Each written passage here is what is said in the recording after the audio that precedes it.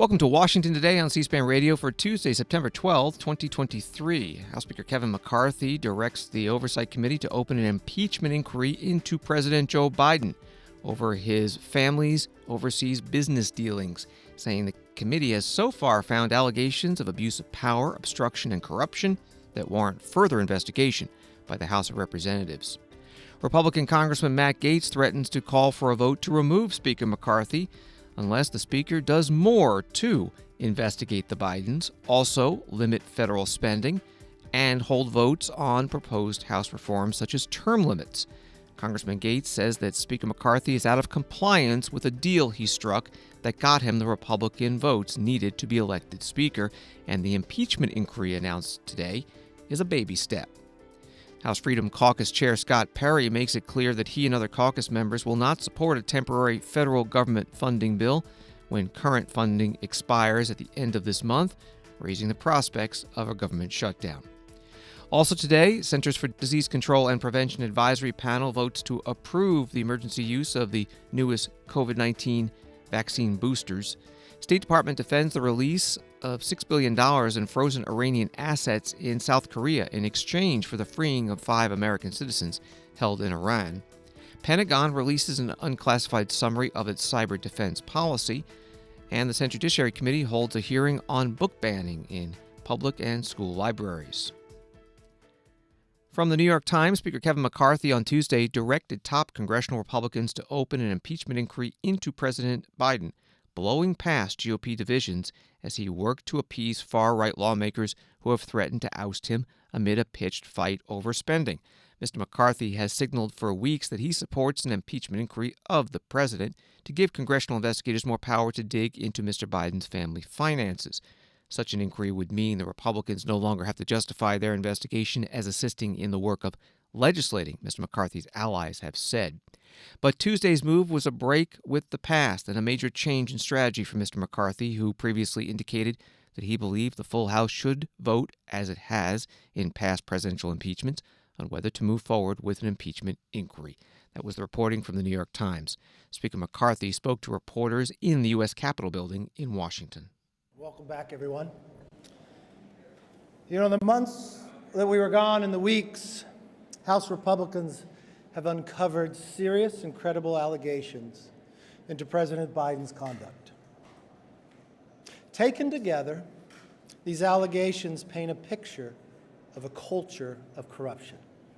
Now, here's what we know so far. Through our investigations, we have found that President Biden did lie to the American people about his own knowledge of his family's foreign business dealings. Eyewitnesses have testified that the president joined on multiple phone calls and had multiple interactions. Dinners resulted in cars and millions of dollars into his son's and his son's business partners.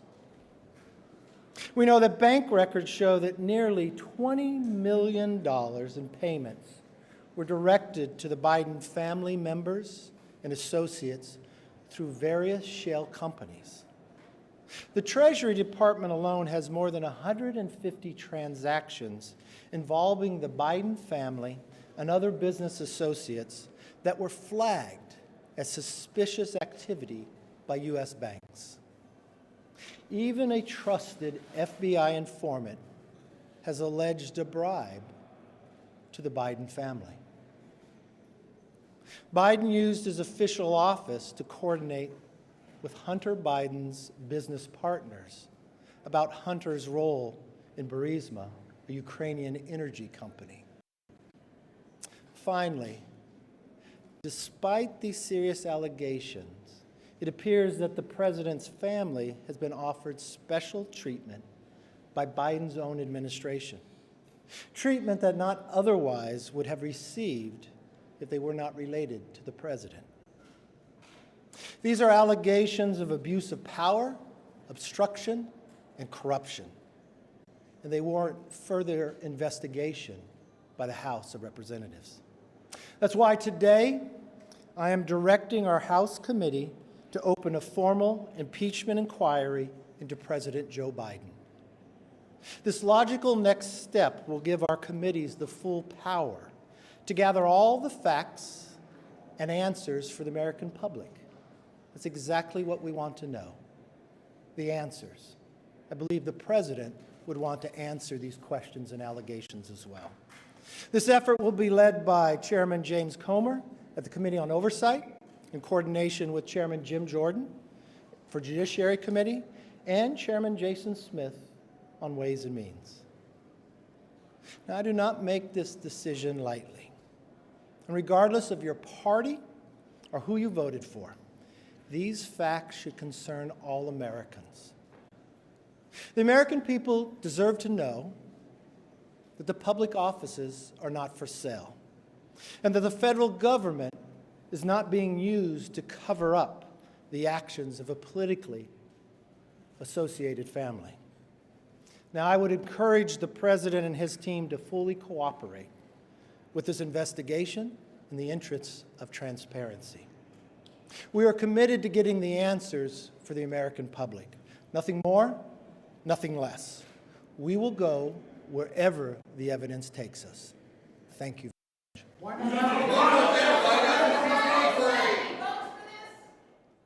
House Speaker Kevin McCarthy, Republican from California, with reporters making a statement not taking any of their questions. A White House spokesman, Ian Sams, posting, House Republicans have been investigating the president for 9 months, and they've turned up no evidence of wrongdoing. His own GOP members have said so. He vowed to hold a vote to open impeachment. Now he flip-flopped because he doesn't have support. Extreme politics at its worst. And from the Joe Biden re-election campaign spokesperson Amar Moussa, as Donald Trump ramped up his demands for a baseless impeachment inquiry, Kevin McCarthy cemented his role as the Trump campaign's super surrogate by turning the House of Representatives into an arm of his presidential campaign. The House Democratic leader Hakeem Jeffries of New York State led a news conference on Capitol Hill. Extreme MAGA Republicans have launched an illegitimate impeachment inquiry that is a kangaroo court, fishing expedition, and conspiracy theater rolled into one. There is not a shred of evidence that President Joe Biden has engaged in wrongdoing. There is not a shred of evidence that President Joe Biden has committed an impeachable offense. There is not a shred of evidence that President Joe Biden has committed a crime. This is an illegitimate impeachment inquiry. Period. Full stop. It's a waste of time and taxpayer dollars. The extreme MAGA Republicans have no economic agenda. They have no housing agenda. They have no health care agenda. They have no education agenda. They have no public safety agenda. They have no agenda designed to address the needs of the American people. We were sent to Washington, D.C. to improve the quality of life of everyday Americans. The extreme MAGA Republicans are determined to illegitimately investigate the president. Congressman Hakeem Jeffries, Democrat from New York, at a news conference.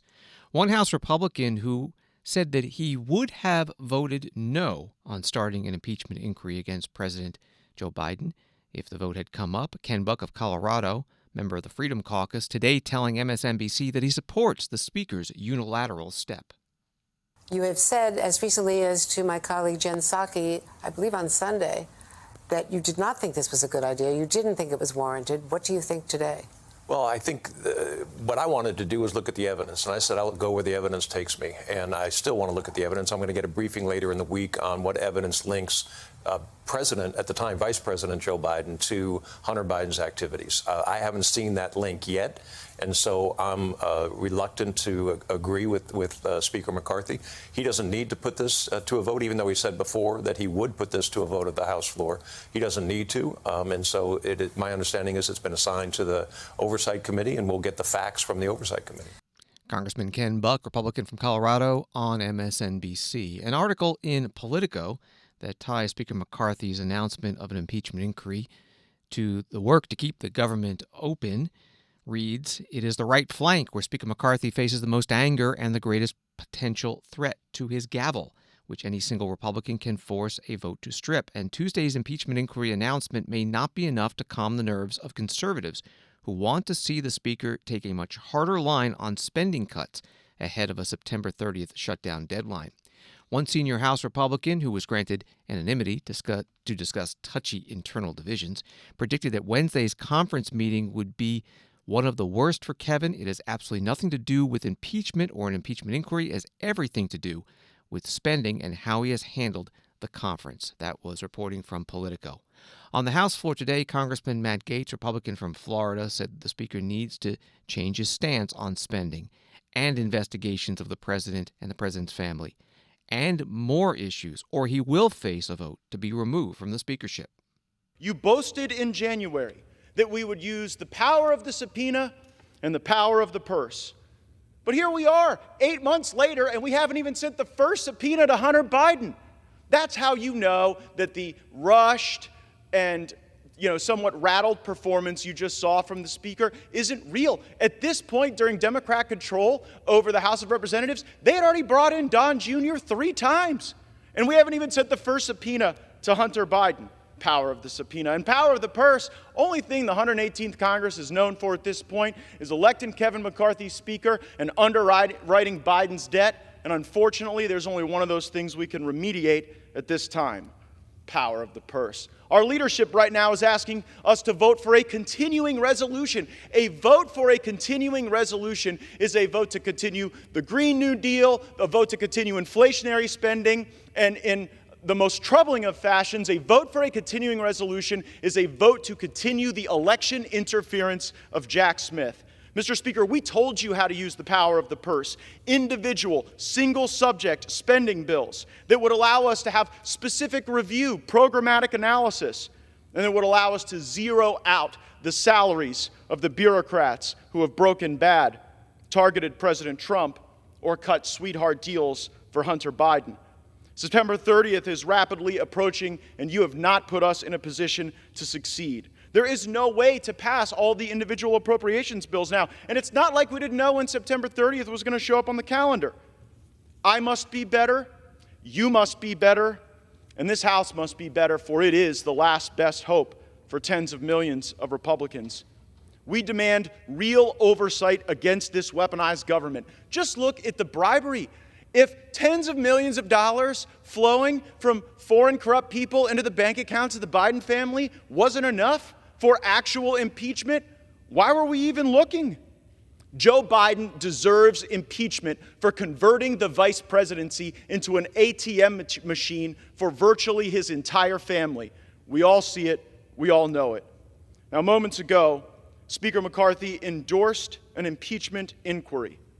This is a baby step following weeks of pressure from House conservatives to do more. We must move faster. Now, I will concede that the votes I have called for will likely fail: term limits, balanced budgets, maybe even impeachment. I am prepared for that eventuality, because at least if we take votes, the American people get to see who's fighting for them and who's willing to tolerate more corruption and business as usual. Mr. Speaker, dust off our written January agreement. You have a copy. Reflect on the spirit of that agreement and build on the start that we had moments ago. Begin to comply. No continuing resolutions, individual spending bills or bust, votes on balanced budgets and term limits, subpoenas for Hunter Biden and the members of the Biden family who've been grifting off of this country, and the impeachment for Joe Biden that he so richly deserves. Do these things or face a motion to vacate the chair. And let me alert the country, a motion to vacate might not pass at first, but it might before the 15th vote.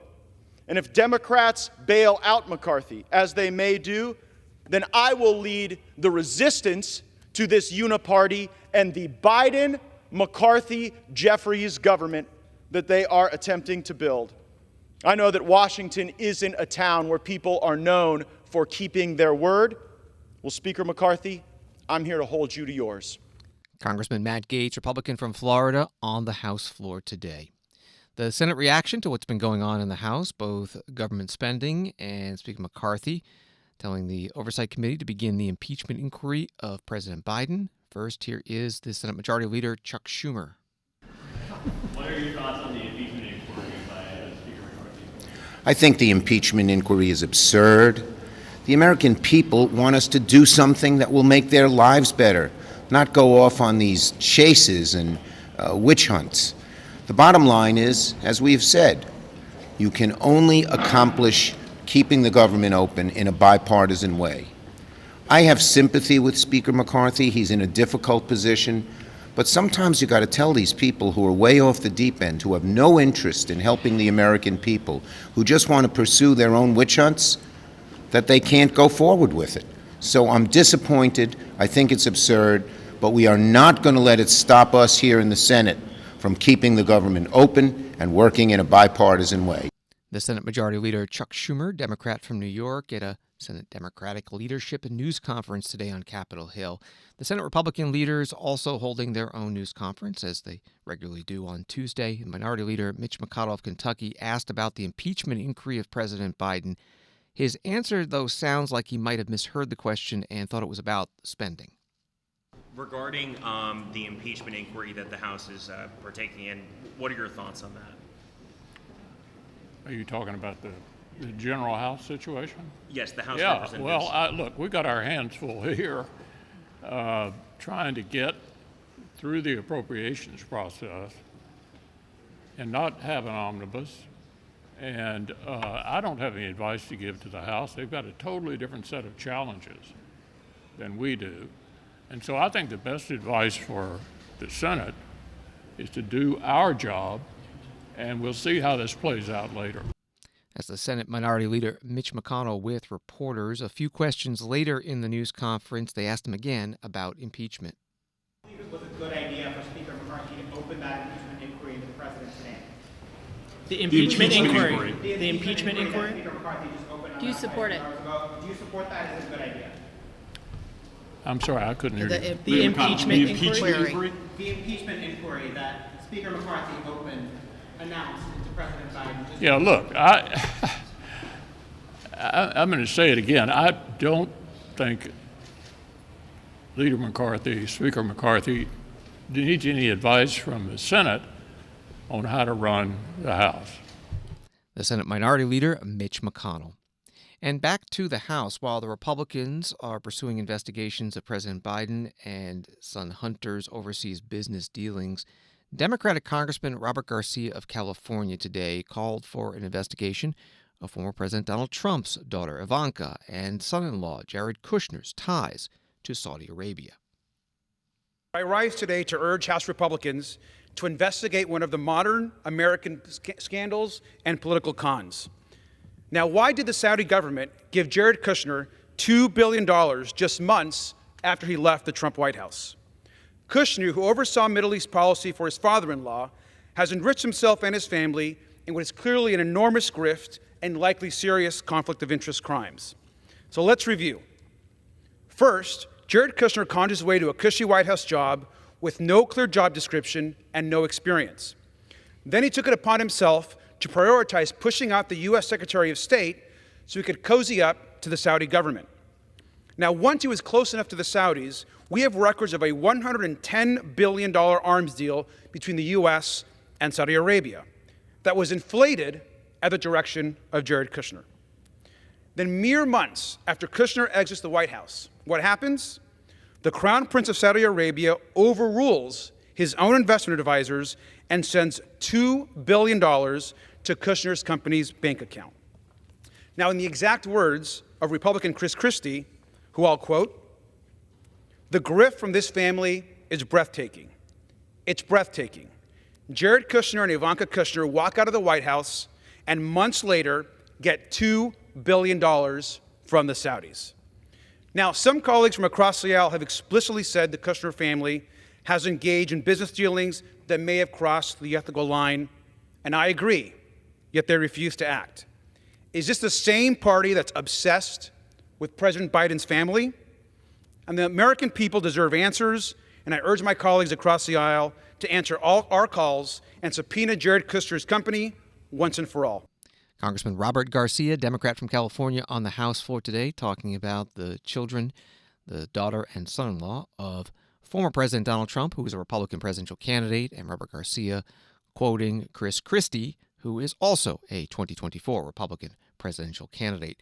Congressman Jamie Raskin, Democrat from Maryland and ranking member of the Oversight and Accountability Committee, has sent a letter to the committee chair, James Comer, Republican from Kentucky, urging the committee to subpoena Jared Kushner's company. This is Washington Today. A little bit more about government spending. The Senate today voted to advance a package of 3 fiscal year 2024 spending bills covering Departments of Veterans Affairs, Agriculture, Housing, Transportation, also the Food and Drug Administration. The Senate vote was 85 to 12, the 12 no votes coming from Republicans. Before the vote, the leaders of the Senate Appropriations Committee spoke on the floor, ranking Republican Susan Collins of Maine and then the chair, Patty Murray of Washington State. This motion is the first procedural vote to consider an appropriations package containing the fiscal year 2024 military, construction and veterans affairs, agriculture, and transportation and housing appropriations bills. Mr. President, in order for us to consider amendments to these bills, we have to get on the bills, and that is what this vote is all about. These bills were reported unanimously, all 3 of them, by the Senate Appropriations Committee, and I urge my colleagues to vote yes on proceeding to the bills, and then we can have a robust amendment process. Thank you, Mr. President. Mr. President. Senator from Washington. I echo the words of Vice Chair Collins and thank her for her tremendous work on this. A lot of work has gone into these bills. All 3 of them were reported unanimously out of our committee after a tremendous amount of work. To finish that work and to allow all the Senate to speak, we need to vote yes to get on this bill. I urge a yes vote. Thank you, Mr. President. Patty Murray, the chair of the Appropriations Committee, Democrat, and the top Republican, Susan Collins, on the Senate floor before the Senate voted 85 to 12 to move forward with this package of spending bills. Senate bills have been written to fit into the deal that House Speaker Kevin McCarthy made with President Joe Biden a few months ago when the nation's debt ceiling needed to be increased to avoid default. But the House Appropriations Committee has been marking up spending bills for fiscal year 2024 at a lower level. And the first deadline is October 1st, start of the new fiscal year. If a temporary spending bill is not passed by then, called a CR or continuing resolution, then there could be a government shutdown, since all 12 of the regular spending bills likely not to have been passed and signed into law by then. Congressman Scott Perry, Republican of Pennsylvania, chair of the Freedom Caucus, said in a news conference today with other caucus members he will not vote for a CR. I want you to know that this meeting, this gathering, this message today is about the American people. We're not here to talk about brinksmanship. No one is here interested in a pause in government funding. What we're interested in is taking the Biden boot off the neck of the American people. In the 5 weeks I've been gone, just give you a quick summary. Card check rolling out of the Department of Labor. The Department of Justice, of course, continues to prosecute their political enemies while leaving criminals run rampant across our streets. The president disrespected and insulted the people of Hawaii after their houses were burned down. Alejandro Mayorkas is literally daring us to impeach him. He can't be bothered with whatever the law says. The people that I represent, American citizens, are now being forced to compete against workers, people coming illegally in the form of hundreds of thousands every single month across our southern border. The people in the city that I represent, the capital city of Harrisburg, are dying from fentanyl this week, and there's not a damn thing being done about it. Not a damn thing being done about it. We are sick of the theater.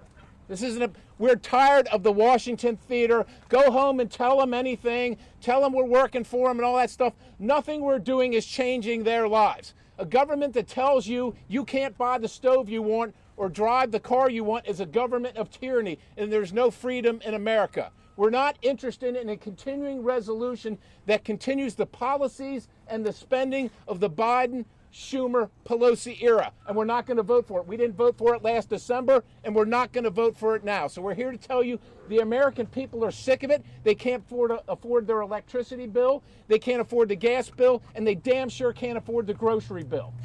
We're here to put our foot down and say to this place right here, it stops now. The power of the purse is in the legislature, and the way you stop all this craziness of the Biden administration, the tyranny of the Biden administration, is to stop giving them money. Congressman Scott Perry, Republican from Pennsylvania, chair of the Freedom Caucus, at a news conference with other caucus members on the grounds of the U.S. Capitol. On Wall Street today, the Dow down 17, NASDAQ down 144, S&P down 25. From CNN, the share of Americans, particularly children in poverty, rose significantly last year, in large part because Congress did not renew a COVID-19 pandemic enhancement to the child tax credit, according to the Census Bureau data released Tuesday.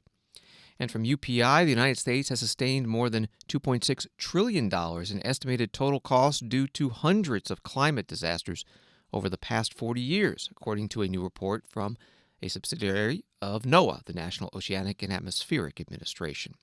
And this from Fortune: all Americans ages 6 months and older will be eligible to receive an updated COVID booster tailored to a new Omicron strain if a U.S. Centers for Disease Control and Prevention committee has its way.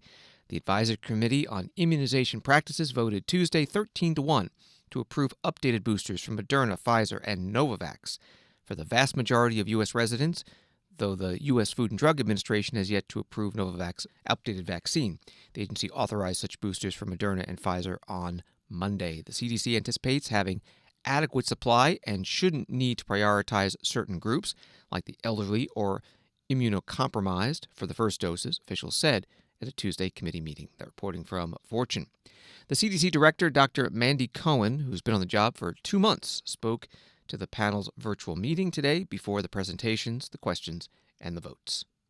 We're in such a different place than we were in the beginning of the pandemic, which is wonderful. We're in our strongest position yet to fight COVID-19, as well as flu and RSV this winter season. We have more tools. And I'm excited for the first time ever we have tools against all three of the major virus pathogens. I know you're going to be focused on COVID today, but I know we're coming back to even just next week to focus on RSV. So again, so much time and commitment of this group. I'm just so grateful. I think at CDC, we are centering our efforts around building trust, increasing transparency and communication, and making sure that we're bringing evidence, data, and best practices to bear to protect and improve health across this country and frankly, the world. We are really making sure that we're thinking about sharing simple, clear information with common sense solution and steps that people can take and their loved ones, particularly as we think about this coming fall and winter respiratory season. So we're trying to use all the tools at our disposal to build that trust. And you are a very big part of that work. And so thank you for all that you continue to do. I know today you're going to be hearing a lot of data, and thank you to the teams that have done the scientific work, to the teams of the CDC that have been putting this together and working side by side with the work groups and others, and Dr. Lee, again, for your leadership. You're going to see data that goes through all the benefits and the risks of these updated COVID-19 vaccines, and this is going to include comparison of the burden of COVID-19 hospitalization to other vaccine preventable diseases like flu. You're also going to hear about recent trends on the rates of COVID hospitalizations. As you know, we're already in the midst of an increase in hospitalizations for COVID-19. And this virus continues to keep us humble. It has continued to change. And we have been working hard with many partners across the healthcare ecosystem to make sure we can continue to stay ahead and give folks the most tools that they can to protect themselves. Dr. Mandy Cohen is the director of the Centers for Disease Control and Prevention before a virtual meeting of the CDC's Advisory Committee on Immunization Practices. Once she agrees to the committee's recommendation, voted on today, 13-1, to make the COVID vaccine boosters available to all Americans at least 6 months old. They will be shortly available. Associated Press notes that the one no vote came from a panel member who had argued that the new shots should initially be recommended only for older people and others at greatest risk of severe illness, but the other panel members said all ages could and should benefit. Washington Today continues in a moment. When citizens are truly informed, our republic thrives. Get informed straight from the source on C-SPAN. Unfiltered, unbiased, word for word. From the nation's capital to wherever you are. Because the opinion that matters the most is your own. This is what democracy looks like. C-SPAN, powered by cable. Welcome back to Washington Today, available as a podcast wherever you find your podcasts and on the C-SPAN Now mobile app. The president of Iran, Ibrahim Raisi, reports NBC News, said his government will decide how it will spend $6 billion in previously frozen funds due to be released in a prisoner exchange agreement with the United States, telling NBC News' Lester Holt that the money will be spent wherever we need it. In an exclusive interview in Tehran, Raisi suggested that the Americans held in Iran would be coming home soon, saying that the U.S.-Iran prisoner exchange deal would be completed in due time and that the American detainees were in very healthy condition. Under the agreement, Tehran will be granted access to the roughly $6 billion in Iranian oil revenues that were blocked in South Korean banks because of U.S. sanctions.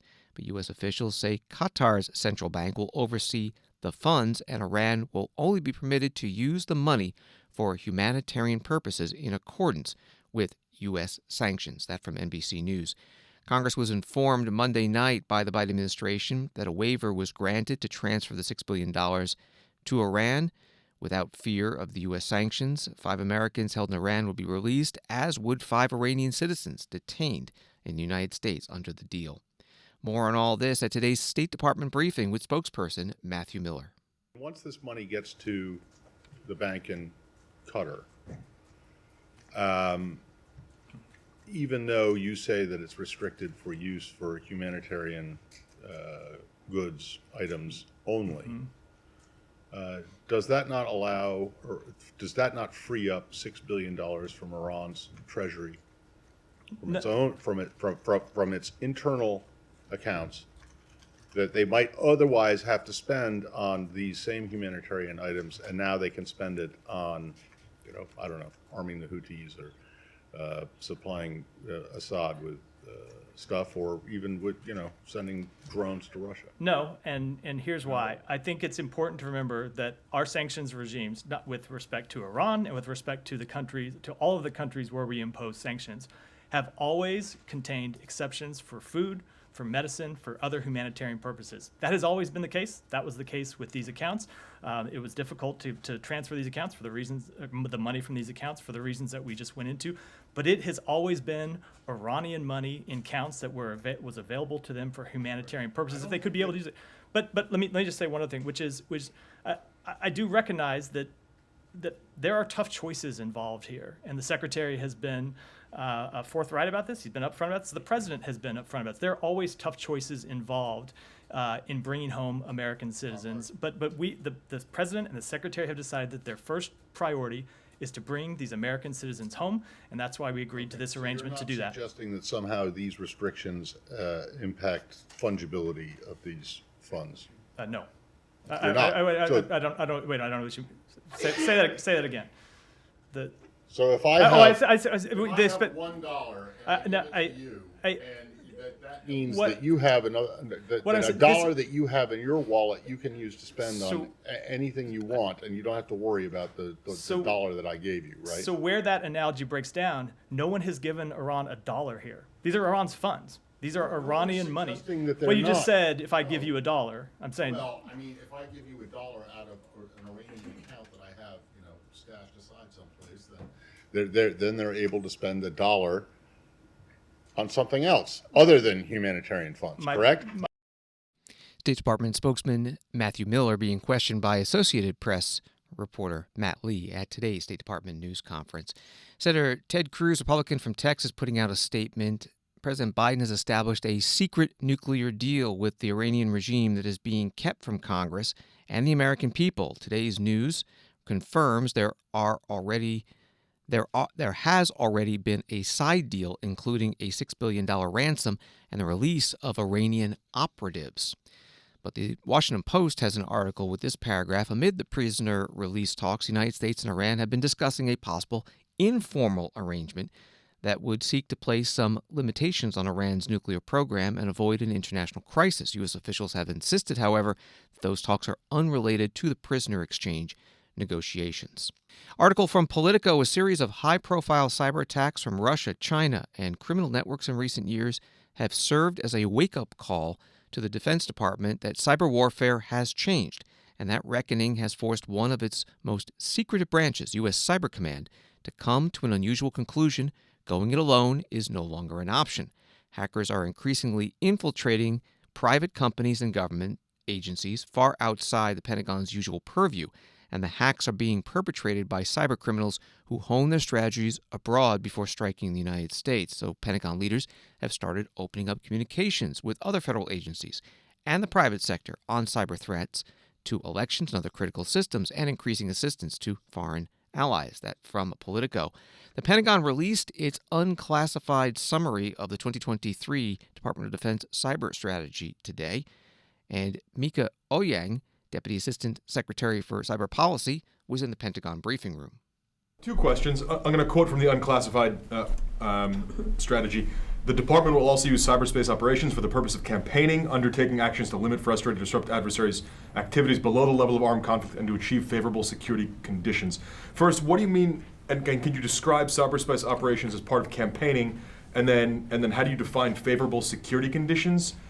And then my other question is, it repeatedly talks about defense forward. What is that? Is that a euphemism for offensive cyber operations? Because there's nothing about offensive cyber ops, and that must be part of the strategy. Yeah.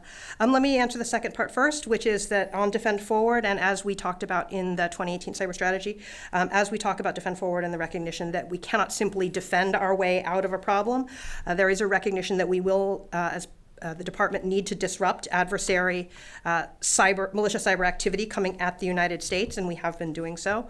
And we do that not only as the Department of Defense, but as part of an integrated effort with our interagency colleagues. So, yes, on that one.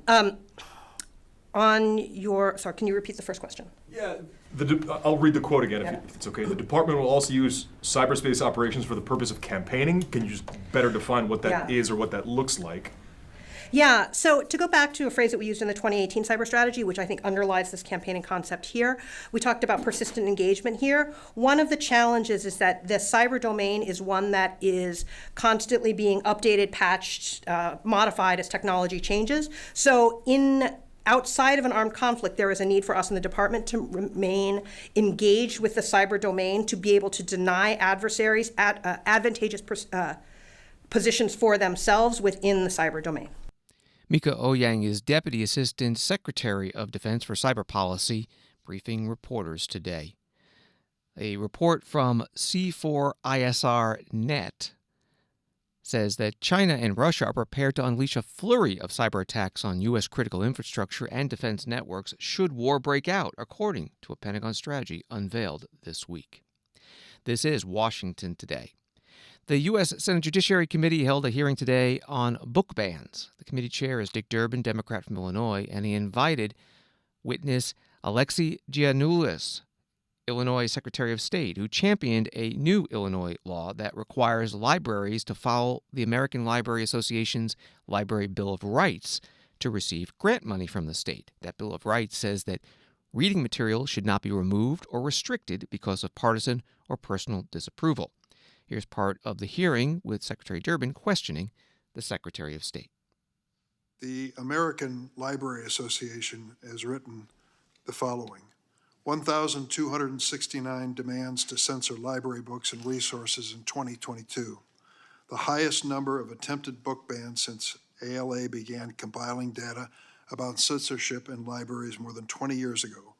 The unparalleled number of reported book challenges in 2022 nearly doubles the 729 challenges reported in 2021. My first part of my question is going to ask you to address that statement by the American Library Association in light of testimony before us that this is much ado about nothing. And the second one is the notion that extremist attacks on student and book bans are not that prevalent. Book banning has reached new heights over the past 2 years. Local leaders in states such as Texas, Florida, Utah, Missouri, Iowa, Indiana, and others have all recently enacted legislation facilitating banning books in local school districts and libraries. These new laws provide for civil penalties and/or jail time for violations that pose great risk to teachers and librarians.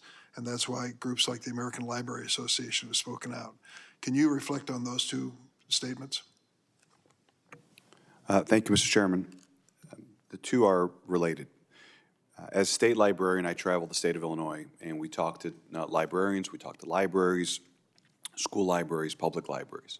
The level of threats, intimidation, physical threats, in talking to librarians, these are not my viewpoints, they have never seen it in their entire careers.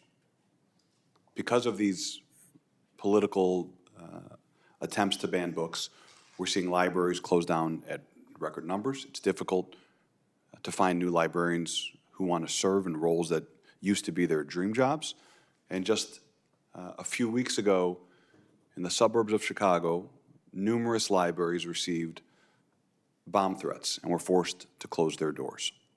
So I can tell you, in Illinois, it's very real, and across the country, the problem is worse. And again, what our bill aims to do and will do is to fight for and protect these librarians. We have to fight for our librarians.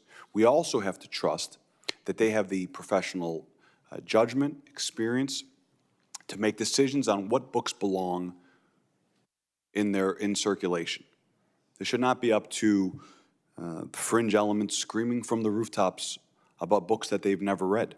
These are librarians and individuals that have advanced degrees in library science, masters of library science, masters of information and library science, and it's important to make sure that we allow them to determine what's in circulation, and it's important for us to trust parents to determine what books their kids should read.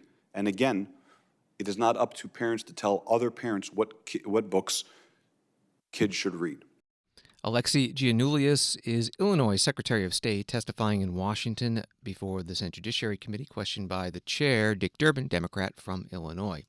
Another witness today, Max Eden, American Enterprise Institute research fellow, recently wrote on this subject. In order to assess PEN America's claims by the common definition of banned, i.e. made unavailable, we reviewed the 2021 and 2022 index of banned books against online school library card catalogs. We found that 74% of the books that PEN America lists as banned are listed as available in the same districts from which PEN America says those books were banned. He was questioned by Senator Mike Lee, Republican from Utah today, who said the real issue is parents' rights. One of the explicit excerpts read by Mr. Eden just a few minutes ago and presented to this committee is from All Boys Aren't Blue, a book available without restriction in at least one Utah junior high school, attended by children ages 13 to 15, and at least 5 Utah high schools. In 3 Utah high schools, the book was available to children over 16.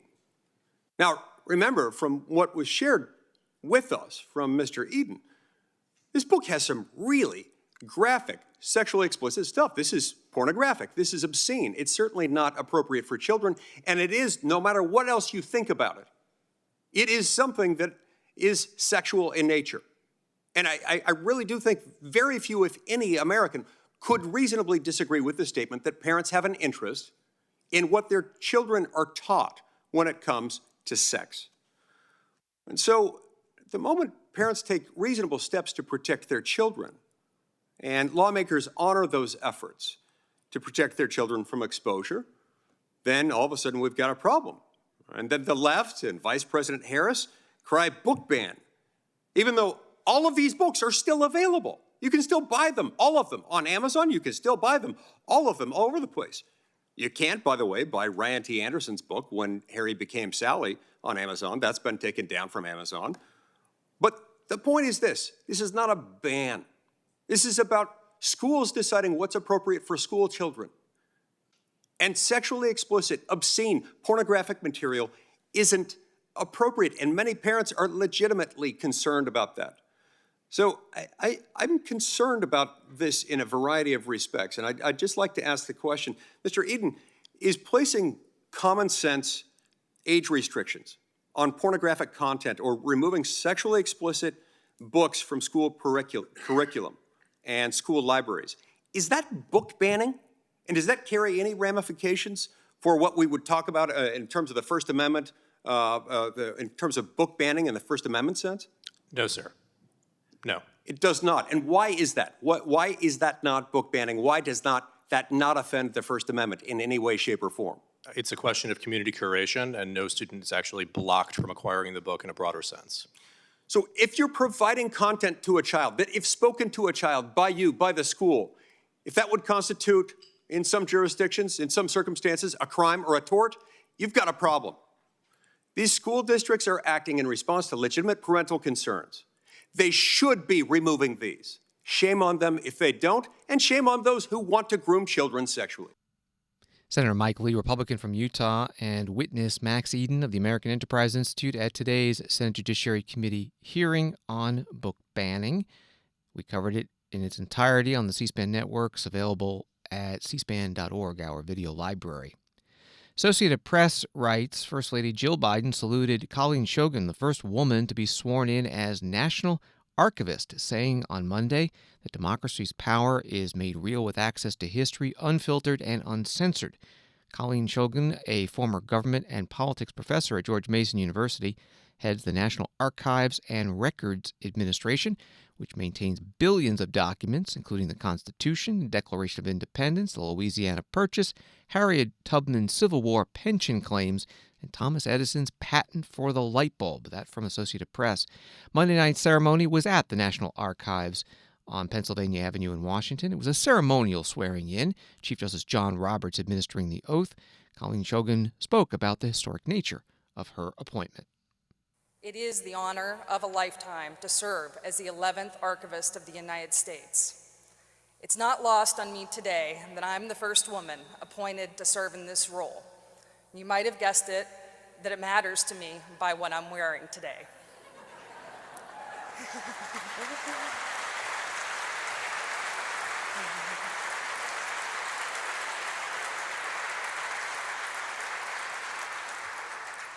I wore white today to recognize those who made it possible for me to stand here today and take this oath. The suffragists didn't sign the Declaration of Independence or the Constitution, so they aren't on these murals behind me. But their contribution to the vitality of our democracy is no less meaningful. Along with many other inspiring leaders in American history, they believed in the principles enshrined in these documents and claimed them as their God-given natural rights.